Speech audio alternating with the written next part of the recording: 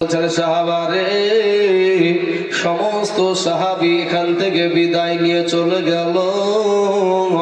এখন পর্যন্ত তুমি কেন বসে আছো? কেন চোখের পানি ছেড়ে দিয়া কান্না করো রে সাহাবী? ওই সাহাবী একটা ডাক দিয়ে বলছেন, ইয়া রাসূলুল্লাহ, ইয়া হাবিবাল্লাহ, নবী গো, আপনি এমন একটা ওয়াজ আজকে করেছেন গো নবী, এমন একটা বায়ান আপনি করেছেন গো নবী।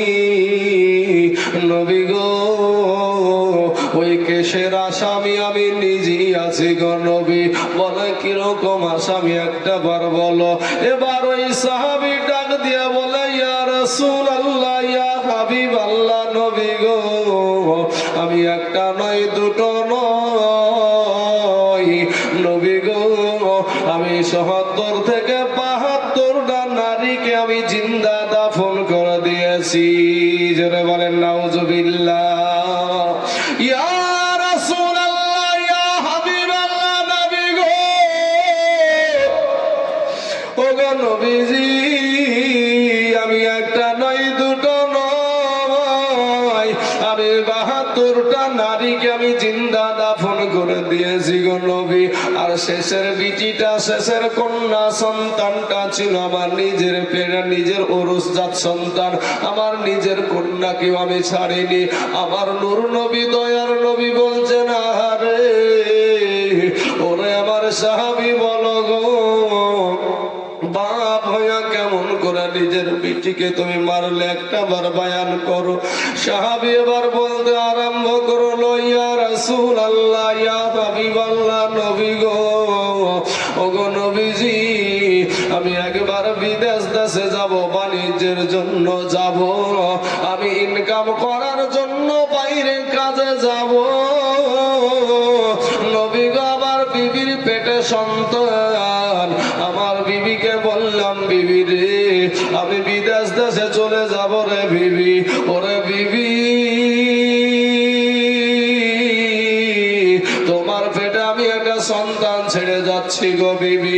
বিবি গো, এই সন্তানটা যদি মহিলা সন্তান হয়, তাহলে তুমি তাকে সাথে সাথে তুমি জিন্দা দাফন করে দিও, সাথে সাথে তাকে গলায় টিপন দিয়ে মেরে ফেলো। আর যদি পুরুষ সন্তান হয়, তাহলে তাকে সযত্নে দুনিয়াতে রেখে দিও। এই বলে বাবা ওই দাইহাতুল কালবি আপনার বিদেশ দেশে চলে গেছেন। জনম দুঃখিনী মা,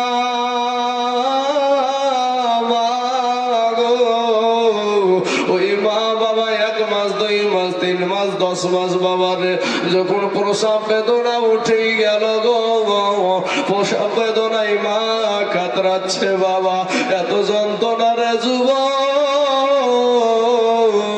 তোমার মা জননীকে কোনোদিন জীবনে কষ্ট দিও না রে বাবা। তোমার মায়ের সাথে তুমি মাস্তানি দেখায়ও না। তোমার যখন হাতে শক্তি ছিল না, পায়ে শক্তি ছিল না রে যুবক, তোমার মার মতন কষ্ট দুনিয়ার কেউ করে নাই রে বাবা।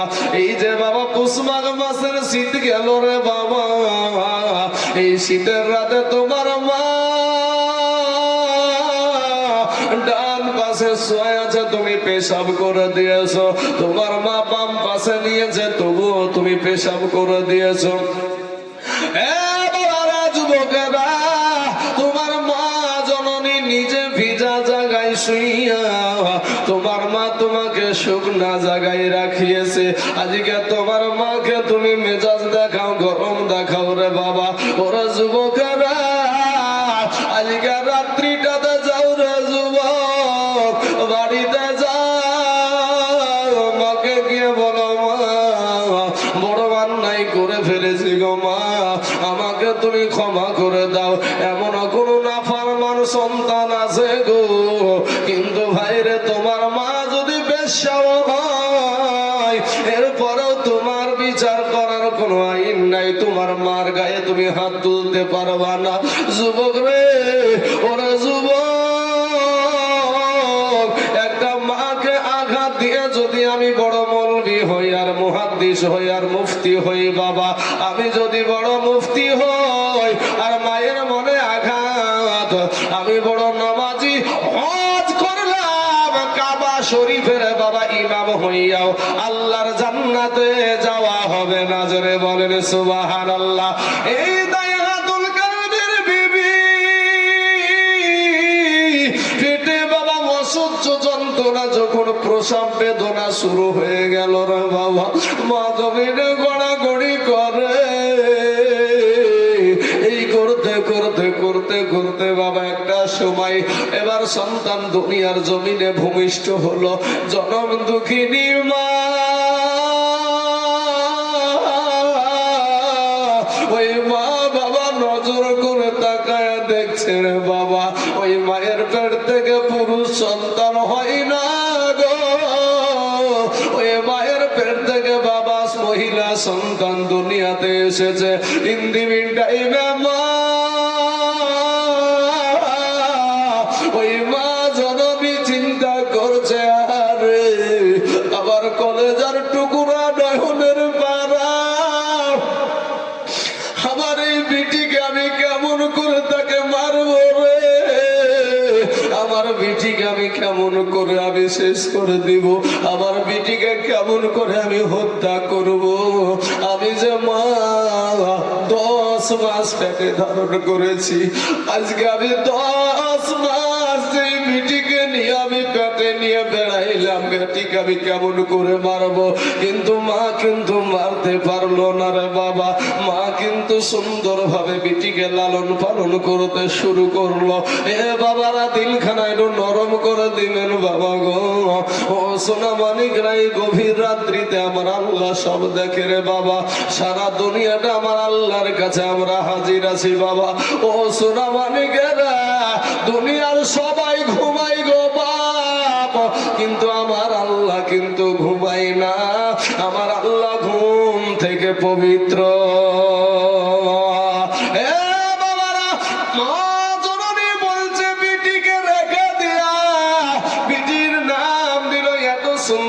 চেহারা আল্লাহ দিয়েছে বাবা, এত সুন্দর চেহারা, এত সুন্দরী হয়েছে মহিলাটা। মায়ের একটা নাম দিল জামিলা। এই জামিলা শব্দের অর্থই হলো বাবা সুন্দরী। এই বিটি বাবা বড় হতে শুরু হলো। 1-2 করতে করতে আব্বু বলে ডাকতে শুরু করে দিয়েছে, মা বলে ডাকতে শুরু করে দিয়েছে। এমন সময়তে বাবা এই দাইহাতুল কালবি, লম্বা ঘটনা আমি সংক্ষিপ্ত করে দিচ্ছি বাবা। বাবারা, এবার দাইহাতুল কালবি এসে বাড়িতে বিবিকে ডাক দিয়া বলে, বিবি রে, ওরে আমার বিবি একটা বার বলো আমার কি সন্তান দুনিয়ার জমিনে এসেছে। বিবি এবার ডাক দিয়া বলে, স্বামী, স্বামী গো, আপনি একটা আবার হাত মুখ ধুয়ে নেন, বিদেশ থেকে বাড়ি ফিরলেন গো স্বামী, কিছু খাবার খেয়ে নেন, এরপরে আপনাকে সব খুলে বলবো। এবার স্বামী ডাক দিয়া বলে, বিবি আমার ভিতরটা বড় আনচান করে গো বিবি, আমার কলেজাটা বড় ছটফট করে গো বিবি, আমার সন্তানকে আমি একটা বার বুকে নিব, আমার সন্তানকে একটা বার আমি কোলে নিব, আমি একটু আদর করব। ও বাবার আমার পর্দার আড়ালের মা, খালা, শুনে জানা যে রাতের বেলা মা গো, মা তোমার কোনো সম্মান ছিল না রে মা, মা তোমার কোনো ইজ্জত ছিল না রে মা, তোমাকে সম্মানের জায়গায় বসায় আছে আমাদের দয়ার নবী। জোরে বলেন সুবহানাল্লাহ। এমন সুমাতে ওই দাইহাতুল কালবির বিবি ডাক দিয়ে বলে, স্বামী গো, রাগ করিয়েন না গো স্বামী, কষ্ট নিয়েন না গো স্বামী, আমার পেট থেকে দুনিয়ার জমিনে পুরুষ সন্তান হয় না, আমার পেট থেকে মহিলা সন্তান এসেছে। পাশি বাবা ছোট্ট বিটি জামিলা দাঁড়িয়ে আছে। জামিলাকে একটা ডাক দিয়া বলে, বিটি জামিলা রে, ওরে বিটি জামিলা, এটা হলো তোর জন্মদাতা আব্বা। দেখবেন সমাজে বিটিরা কিন্তু বাবাকে বেশি ভালোবাসে, আর বেটারা কিন্তু মাকে বেশি ভালোবাসে। বাবা রে, এই জামিলা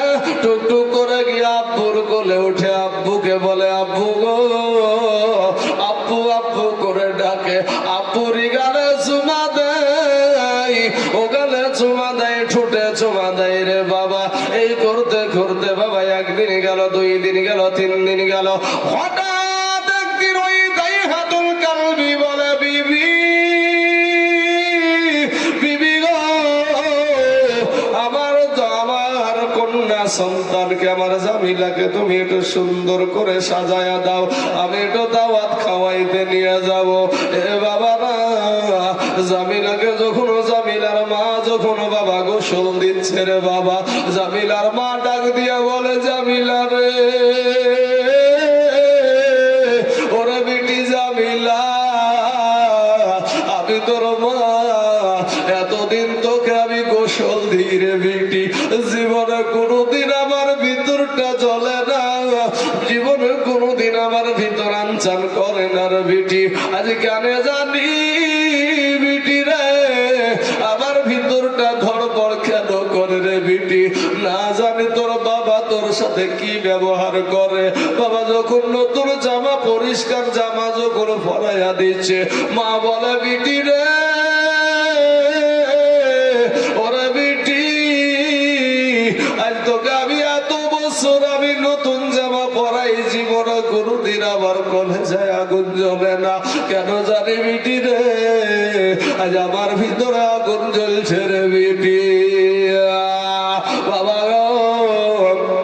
ও ভাইয়েরা, আমার সোনা মানিকেরা, আমার পর্দার আড়ালের মা খালারা, এবার বাবা ওই জামিলাকে সুন্দর করে সাজায়া দিয়া টুক টুক টুক টুক টুক টুক করে গিয়া স্বামীর হাতে দিয়া বলে, স্বামী গো, 10 মাস পেটে ধরেছি গো স্বামী, স্বামী গো, আপনি বাড়িতে ছিলাম না, আমার এই বিটিকে নিয়ে রাতের বেলা আমি শুইতে গিয়া মাজা কন কন করেছে গো স্বামী, স্বামী গো, বিছানায় শুইতে পারি না, দাঁড়ায়া গেছি, ও স্বামী, আমার ওই বিটিকে যেন আপনি কোন রকমের কোন ক্ষতি করিয়েন না। বিবির হাত থেকে বাবা বিটিকে নিয়ে নিল দাইহাতুল কালবি, নেওয়ার পরে রাস্তায় চলতে শুরু করেছে। জনম দুঃখিনী মা, ওই মা জননী কাটা কবুতরের মতন উঠানে পড়ে গড়াগড়ি আরম্ভ করে দিয়েছে। কবি বলছেন, আর কারে ডাকিব মাগো মা বলিয়া, মাই যে আমার ছেড়ে গেল জনমের লাগিয়া, আর কারে ডাকিব।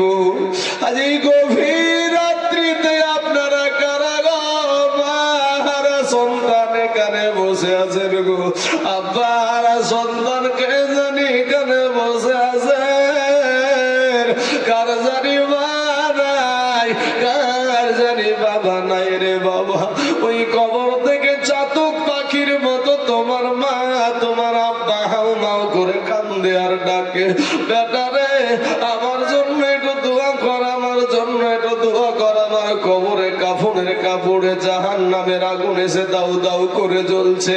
এ বাবারা, ও সোনার যুবকেরা, কারা গো মাকে হারায়া এতিম হইয়াছ রে যুবক, কারা গো আব্বাকে হারায়া এতিম হইয়াছ রে দুনিয়ার জমিনে, দুনিয়ার জমিনে যারা বাবা নাই, যার দুনিয়ার জমিনে মা নাই, তার মতন অত ভাগা কেহ নাই।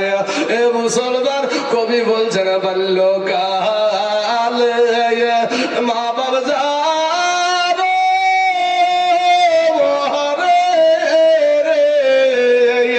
তাহার মত দুঃখী নাই রে জগতে, তাহার মত দুঃখী নাই রে জগতে। আজকাল গো মাহারা বেটা এখানে বসে আছেন, মায়ের চেহারা খানের কথা একটু মনে পড়ে আর বলতে থাকেন, আর কারে ডাকিব মাগো মা বলিয়া, মাই যে আমার ছেড়ে গেল জনমের লাগিয়া আর কারে ডাকিব আর কারে ডাকিব মাগো মা বলিয়া মাই যে আমার ছেড়ে গেল জনমের লাগিয়া আর কারে ডাকিব কি ব্যথা পাইয়া মাগো আমায় ছেড়ে গেল আর চোখ খুলে না একবার মায়ে আমার বলিল এই মনের কথা মনে মায়ে মনের কথা মনে মায়ে রাখলো ছাপাইয়া আর কারে ডাকিব আর কারে ডাকিব মাগো মা বলিয়া মাই যে আমার ছেড়ে গেল জনমের লাগিয়া আর কারে ডাকিব বাবারা ও সোনার যুবক ভাইয়েরা আমার পর্দার আড়ালের মা খেলা গো এই দুনিয়াটা কিছুই না রে মা দিন খেলায় নরম করে দিবারে মা এবার তাই হাতুল কালবি ছোট্ট বেটি যাবি নাকি নিয়া বাবা রাস্তা দিয়ে চলতে চলতে চলতে চলতে সুন্দর একটা জায়গা সুন্দর রাস্তা রেখে বাবা জঙ্গলার রাস্তা যখন ধরেছে ছোট্ট বিটি জামিলা বলছে আব্বু গো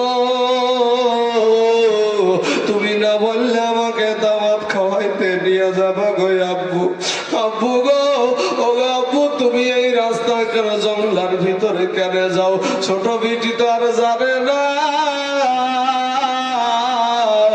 কেন তাকে জঙ্গলার ভিতরে নিচে রে বাবা বিটিকে মিথ্যা কথা বলে বাবা জঙ্গলার মাঝখানে নিয়ে চলে গেল আরে কলেজার টুকরা বিটি ও ভাই যার বিটি নাই সেই তো বুঝবে না বিটি হওয়ার কি স্বাদ বাইরে যতই আপনার শরীরটা গরম হয়ে থাকে না কেন যে বাড়িতে যাওয়ার সাথে সাথে যদি কন্যা সন্তানে একটা বার আব্বু বলে ডাকে গো দিলখানা নরম হয়ে যায় রে বাবা সব ক্লান্তি দূর হয়ে যায় জোরে বলেন সুবহানাল্লাহ এ বাবারা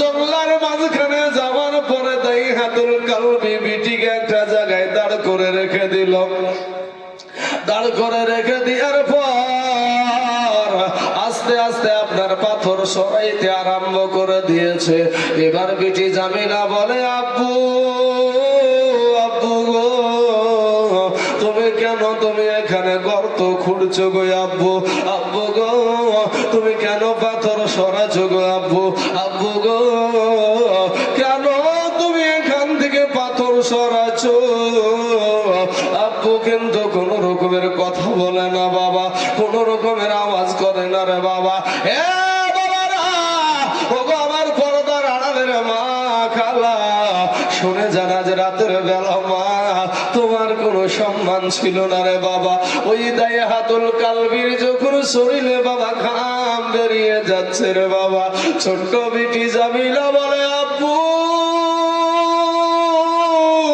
আব্বু গো তুমি না বললে আমাকে দাওয়াত খাওয়াইতে নিয়ে যাবা গো আব্বু এত কষ্ট করে কেন তুমি এখানে এই কাজ করছো তোমার শরীর দিয়ে যে ঘাম বেরিয়ে যাচ্ছে ছোট্ট বিটি জামিলা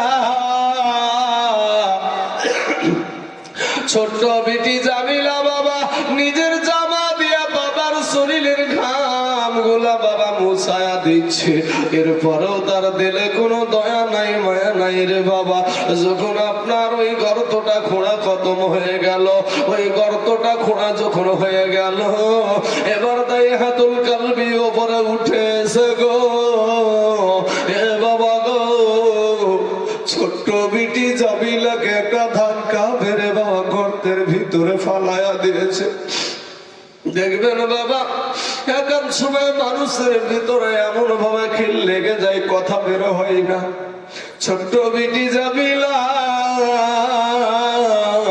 ওই জামিলা শুধু অজর নয়নে তাকায় জবান দিয়া কোনো কথা বের হয় না রে বাবা জবান দিয়া কোনো কথা বের হয় না এই বিটিটা একটা সময় যখন যখন মুখ খুলে দিল গো, তখন বলছে আব্বু গো, ও গো আব্বু, আব্বু গো, তুমি এতক্ষণ আমার জন্য গর্ত খুঁড়ছিলা গো আব্বু। আব্বু গো, আমি কি অন্যায় করেছি গো আব্বু? আব্বু গো, আমি কি অন্যায় করেছি? ও মা খালা গো, ওই নারীটা কোনো অন্যায় করেছিল না, কোনো অপরাধ করেছিল না মা। এই বাবু তোমাদেরকে জিন্দা দাফন করা হতো রে মা। মা, তোমাদের কোনো সম্মান ছিল না রে মা। তুমি আমার মায়ের জাত গো মা, ফিরে এসো মা, তওবা করে আল্লাহর কাছে ক্ষমা চাও। আমার আল্লাহ তোমার জীবনের সব গুনাহ মাফ করে দিবে। জোরে বলেন সুবহানাল্লাহ। ছোট্ট বিটি জামিলা ডাক দিয়া বলে আব্বু গো, তুমি আমাকে কেন মারতে চাও? একটা বার বলো গো আব্বু। আব্বু গো, আমার বড় ভয় লাগে, আমাকে একটু তুমি কবো এখান থেকে উঠায়া নাও, এই গর্ত থেকে উঠায়া নাও। বাবা, ছোট্ট বিটিটা থর করে কাঁপছে, কিন্তু বাবা ওই দায়াতুল কাফেরের দিলে কোনো মায়া ছিল না, দয়া ছিল না রে বাবা। ছোট্ট বিটিটা থর করে কাঁপে, মুখখান দেখলে বাবা জানটা পোড়ায়া যাবে গো, কলেজা ফাটিয়ে যাবে। এইরকম বিটি একটা ওই বাবু আব্বু আব্বু করে ডাকে, কিন্তু দায়াতুল কাফেরের দিলে দয়া হয় না, মায়া হয় না। বলে আব্বু গো, তুমি একটা বার আমাকে উঠাও, একটা বার উঠাও। দায়াতুল কালবি ডাক দিয়া বলে বিটি রে, ওরা বিটি, তুই কোনো অন্যায় করিসনি, তুই কোনো অপরাধ করিসনি, তবে তারপরেও তোকে মরতে হবে রে বিটি। বলে আব্বু গো, কেন তুমি মারবা? আমি তো কোনো অন্যায় করিনি, কোনো অপরাধ করিনি, কি জন্য তুমি আমাকে মারবা? আব্বু গো, আমি কি তোমার কাছে বোঝা হয়ে গেছি নাকি? আমি কি তোমার কাছে বোঝা হয়ে গেছি নাকি? বলে না রে বেটি, না, আমার কাছে তুই বোঝা না। তবে বেটি রে, তোকে যদি আমি দুনিয়ার জমিনে রেখে দিই, বেটি রে, আমি সমাজের বুকে মুখ দেখাতে পারবো না, আমি সমাজের বুকে মুখ দেখাইতে পারবো না।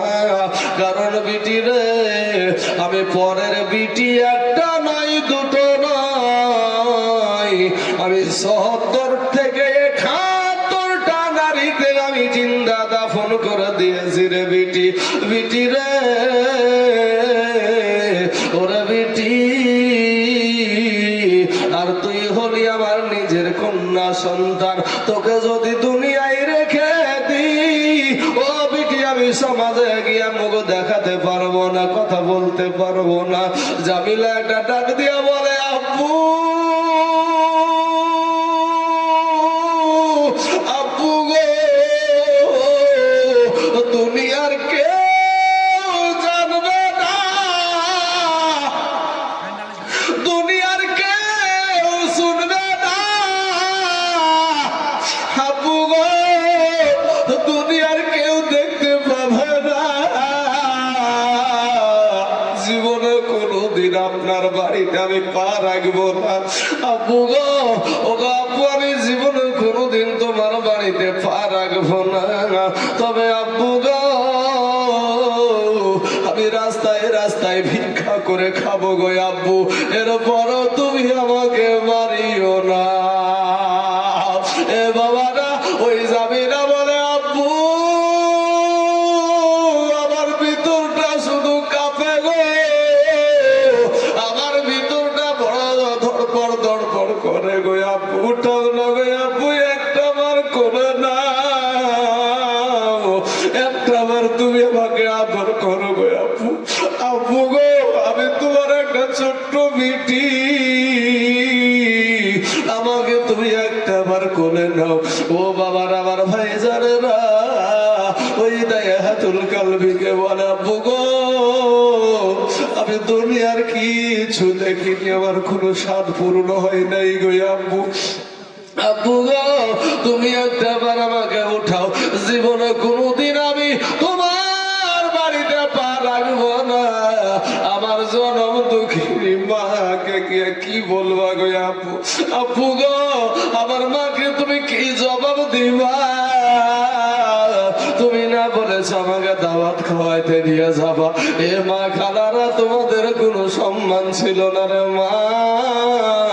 এ বাবা রে, এটা পাথর উঁচা করে বাবা গো বলতে গিয়ে বাবা গায়ের রোম গুলো আমার খাড়া হয়ে গেল রে বাবা। এটা পাথর উঁচা করে এই দায়ে হাতুল কালবি বাবা ওই কচি বুক খানা ওই কচি হাড় গুলার উপরে রে বাবা পাথরটা ছেড়ে দিয়েছে। পাথরটা যখন ছেড়ে দিল বুকুটাকে ফেটে চুরমার হয়ে গেছে। রক্তের সাথে আওয়াজ আছে, আব্বু তুমি আমাকে মারিও না, আব্বু গো তুমি আমাকে মারিও না। ভালো করে বাবা মাটি দিয়া ঢেকে দিল, ছোট্ট বিটিকে ঢেকে দিয়া পিছনে চলে আসে বাবা। পিছন থেকে কে যারা ডাক দেয়, আব্বু গো তুমি আমাকে মারিও না। আল্লাহুম্মা সাল্লি আলা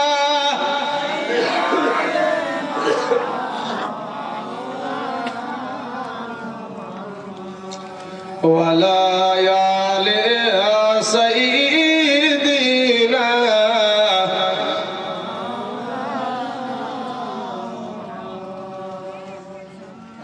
সাল্লাল্লাহু আলা সাল্লাল্লাহু আলা মুহাম্মাদ। হর দম ज़बान से निकालो फाक, हर दम ज़बान से निकालो शाफे মুহাম্মদ সাল্লাল্লাহু আলাইহি ওয়াসাল্লাম। বাবা, সারমর্ম কথা হলো যে আমরা যা কিছু শিখেছি আমার দয়ার নবীর কাছ থেকে শিখেছি। জোরে বলেন সুবহানাল্লাহ। এই নবীর আদর্শতে কোনো ভুল নাই। নবী যখন বললেন তোমাদের সন্তানকে কতল করিও না, তখন থেকে বাবা এই মহিলাদের সম্মান বেড়ে গেল। এই মহিলাদেরকে আমার নবী বলেছেন যে আমি নারী জাতিকে ভালোবাসি। জোরে বলেন সুবহানাল্লাহ। এ বাবা, আমার নবী যেটাকে ভালোবাসে সেটা কি পায়ের তলের জিনিস হয় রে ভাই? সেটা পায়ের তলের জিনিস নয়। নারীরা সেই নবীর আদর্শ কিচ্ছু মানতে রাজি নাই। ও যুবকেরা, যেই নবী কোন নবী? আরে বাবা, আমাদের নবীকে অনেকেই